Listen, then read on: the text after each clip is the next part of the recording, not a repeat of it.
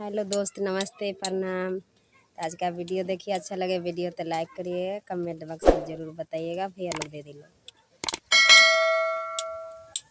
चौका बैठल दुल्हा रोवे लागे माई।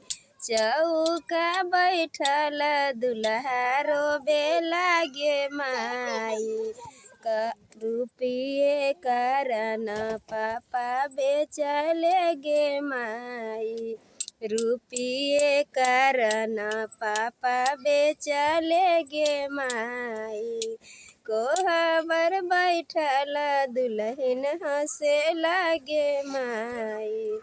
कोहबर बैठल दुल्हन हंसे लागे माई।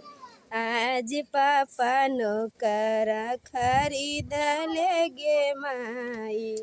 आज पापा नौकर खरीद ले गे माई। लड़का के पापा भीख मांगा है गे माई।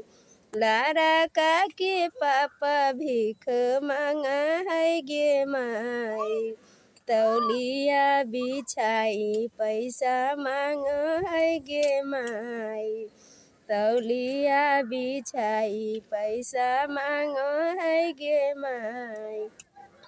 लड़की के पापा बरिदानी है गे माई।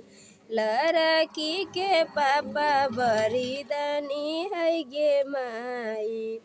तौलिया पर पैसा लुटावे लागे माई। तौलिया पर पैसा लुटावे लागे माई।